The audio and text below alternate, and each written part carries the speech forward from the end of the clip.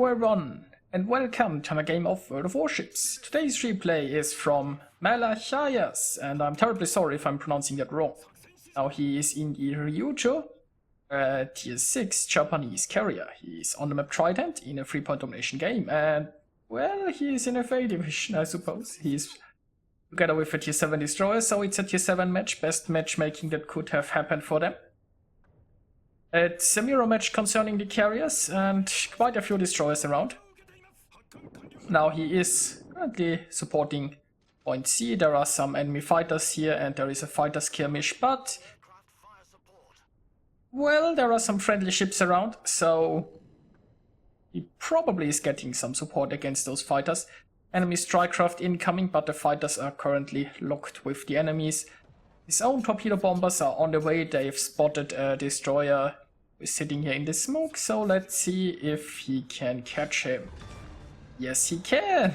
And that's an amazing start. Now this gives the friendly team a major advantage here at Point Charlie. Although there are still 3 enemy destroyers left, there could be another one coming around here. Unfortunately, this is the only capture point where it's looking good. Right, the friendlies, while they do have destroyers on the way towards the center, they aren't there yet. And well, we will see if they can do anything. A is pretty much, well, the friendly team abandoned A. That's fine. If they focus on BC, that should work quite fine. But let's see if they can get something going in the center. Now, meanwhile, our carrier here is striking an Iron Duke. He is going in with 1 bomber. He started a fire. Now he is probably waiting for the damage control, and he will go in with the 2nd bomber and start a fire again. So don't use your damage control on 1 fire, and don't use it if there are still planes circling around you and just waiting to drop on you once that fire is taken care of, because now the Iron Duke is burning again and this time there is nothing to do. Our friendly still have managed to capture point C. There is a dive bomber. This dive bomber doesn't have any ammunition, but he is coming here in order to help spot, because there might be a destroyer around here in the cap circle. If he can spot this guy, this will be helpful. Now he's trying to avoid a plane here.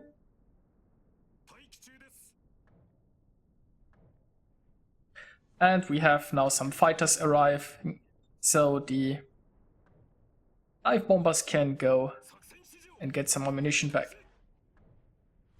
Now those torpedo bombers, looks like the enemy carrier wasn't paying attention, so 1 little strafe and the squadron is gone. Now let's see if he can catch the next one. Probably there isn't really, doesn't seem to be any microing going on here. So, and more enemy planes shot down. Meanwhile, the friendly torpedo bombers are again here. So will he torpedo the smoke again? Will he be able to catch another one? He can also just stay here, wait for this smoke to disappear, and then spot whatever is waiting inside this smoke. You always have to be careful when there are planes overhead. When the smoke is gone, you can't rely on your concealment. There are planes. Now enemy fighters are here in order to protect the ships probably hiding there. Since, well, I guess he assumes he can't get a good strafe in here. Also, he is getting low on ammunition, so he is kiting the enemy fighters towards the friendly planes, friendly ships. And now he is probably engaging them with the help of the anti-air from friendly ships.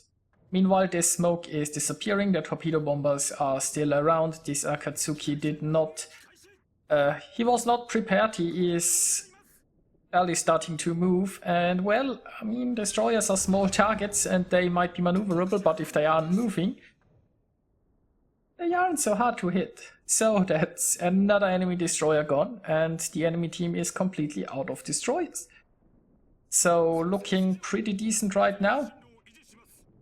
Friendlies have taken the center and they are finally trying to capture point C. Meanwhile, there is still some fighter micro here going on. He is still trying to bait enemy fighters into the friendly anti-air.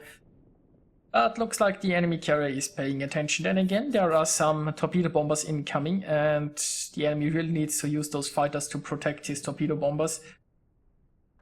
looks like he is preparing for a strafe here, and he is withdrawing, probably expecting an enemy strafe, although I don't think we have seen the enemy carrier strafe so far. Now once again, the enemy lanes ventured probably too far. Now the Miyoko's anti-air will be helping here, and he is focusing on a strike on the Iron Duke. Once more, first dive bomber squadron going in, 2 fires started. If he gets rid of the fires, then the other dive bomber squadron will come in and finish him off. Or maybe he will bomb directly because the ship is so low that he doesn't need to rely on fires here. Well, okay, maybe he should have relied on fires, I suppose. So the Iron Duke might have learned from his mistake, and this time he held his damage control until the second dive bomber strike. And the Iron Duke is still floating. Now there is a Gneisenau here who might help out. Gneisenau and Scharnhorst are maybe a bit too far in the back, considering that they are mostly brawling ships. They should also be probably going more towards sea and less towards the zone wall. And another nice strafe, another few enemy planes gone. The friendlies have the destroyer advantage and they have more capture points. They could sneak a destroyer around and capture A behind the enemy. That might be worthwhile. They can also stop those ships with torpedoes, hopefully on pushing. So while the enemy team is still a little bit ahead, it's looking good for the friendlies, I would say. And we got another torpedo strike against the Nagato. Now the Nagato here is pretty much alone and there isn't really anything he can do right. His ship is not maneuverable enough to do anything about those planes. He can try to shoot them down, but that's really all he can do. And those are 5 hits and, well, 2 torpedoes missed. Very nice hit, but unfortunately the Nagato survived with 164 hit points and that salvo just completely missed. So, yeah. Now there is the Gneisenau here still around and the Gneisenau will hopefully be able to finish off that Nagato. Now friendly destroyer here is in a little bit of trouble, or might be in a bit of trouble, being plane spotted. Oh, he's in smoke, so he should be fine. But the friendly fighters are still rearming. They had to return and get more ammunition, and hopefully the fighters will arrive in time to help this destroyer out. Yeah, it's not looking good. There is a Shores. And, well, the Shores is a pretty powerful cruiser. He is also close enough that he should get a lot of hits there. I'm not sure if the smoke was running out, but I'm afraid the air support is coming too late here. So, suddenly this game looks not so nice. I mean, the friendlies still have more capture points, but now the enemy will just take the center without any opposition. This Gneisenau, I mean, he's at least so far away that he will only have to engage 1 ship, but yeah.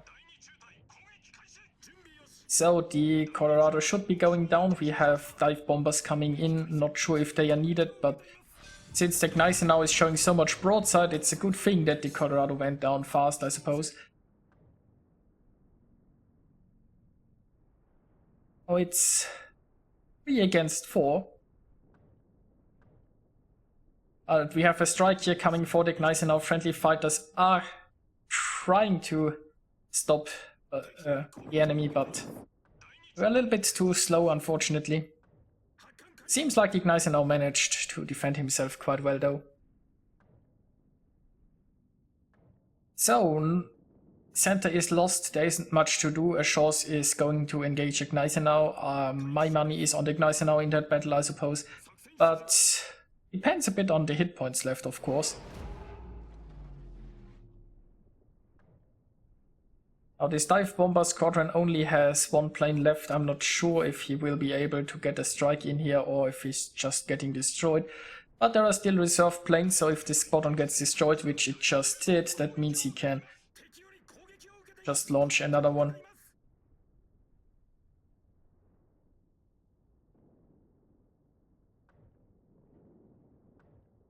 Now it's Looks like the enemy is getting low on fighters, that's the good news. I think... No, there is still one fighter around here.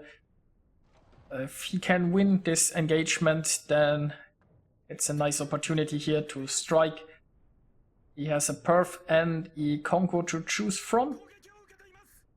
And considering where he's going, I suppose he might be striking the Congo. The Congo is already turning. Both of those ships are aware of the incoming planes, and they will all try to maneuver in order to avoid a strike.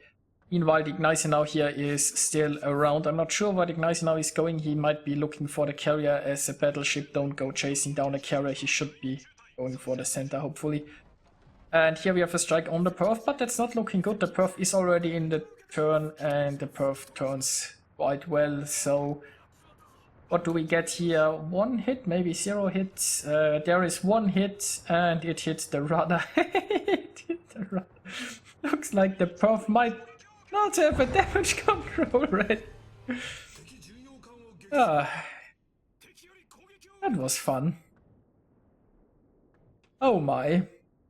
So yeah, suddenly it's looking rather well. Well, the Gneisenau is showing his broadside to a Congo, not a very good move, I suppose. But hey, Congo is on fire, and there is still a friendly Nuremberg around. The enemy carrier, I think, is running low on planes. It's possible that he might be out of planes. I don't think I've seen planes in a little bit, but we shall see. Now, if that Gneisenau would just turn towards the Congo, this would be so much better. But, you know, there goes the Gneisenau. It's a 2-on-2, but the enemy team is slightly ahead and they have 2 capture points, right? So the friendlies have to capture, which means the carrier is now going to move towards the center with the Congo here leaving. He can hopefully safely capture with the carrier and probably even sink the Congo before he arrives there. The Nuremberg is running away, and well, in a cruiser against a battleship, that might actually be a decent choice. It's probably not running away, it's more kiting away. He is keeping the distance. As a cruiser, you won't have much trouble hitting a battleship, even at longer distances, while the battleship will struggle to hit the cruiser. So, good job by the Nuremberg. Unfortunately, he's running into a zone wall, and now he has to turn, and if the Congo can catch him in this turn, it will be bad. Problem is, if you wait till you're at the zone wall with turning, then it's really obvious what you're going to do, because there is nothing else you can do. I guess he could have just remained stuck against the zone wall in order to avoid showing his broadside, but we shall see. Maybe this island can serve as a bit of cover, but I'm afraid not. The Nuremberg will... Well, he's on very low health. I guess the Nuremberg could also just try to stop shooting and drop into concealment, because the carrier still has quite a few planes left. If the Nuremberg would just hide here, he could let the carrier deal with this, and then they could just cap and win this. Yeah, there is a torpedo bomber strike. Nothing the Congo can do about it. And boom. The Kraken's unleashed, high caliber, and only the carrier remains. Now the enemy team is a little bit behind, but by the time the friendlies will reach that capture point, the enemy will be ahead. But you know, there is enough time left, so this should be a win, especially since we haven't seen any planes in a while. So let's speed this whole thing up, I suppose. Friendly planes are going scouting. He is trying to find out where the carrier is. He is also moving here towards the center in order to take that cap point and secure the win. And there's the carrier.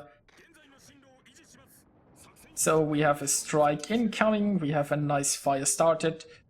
And looks like the enemy carrier isn't damage conning. Could have just let that fire burn. He goes for the second strike, though. It really doesn't matter at this point, right? Now the enemy team is ahead, but the friendlies now have 2 points with 3 minutes left. This is basically a win for the friendlies already. Since the carrier seems to be out of planes, there is nothing the enemy can do. The enemy, I guess he could charge into the capture point and try ramming or something. But yeah, there is also some conversation in there. Basically, the Ryujo still wants to capture A for the experience, probably. because taking a cap gives you quite a bit of experience, so taking that cap is probably more rewarding than just sinking the enemy here, but you know, why not both? So he's waiting with his planes, he's taking the cap, he is torping the enemy, and there is the win. Now here we are with the results, and Malachias has managed to get 3,269 base experience, more than twice the amount of the second in the team, so very nicely done by him. And yeah, I don't feature carrier play very often, but I thought this was a nice close match and with some amusing moments. Now Malachias earned himself Confederate Kraken, 3 devastating strikes, first blood and high caliber. He scored almost 160,000 points of damage and sunk 6 enemies. Very nicely done by him. The carrier carried hard this game. And yeah, I hope you enjoyed that video. And I'll see you guys next time.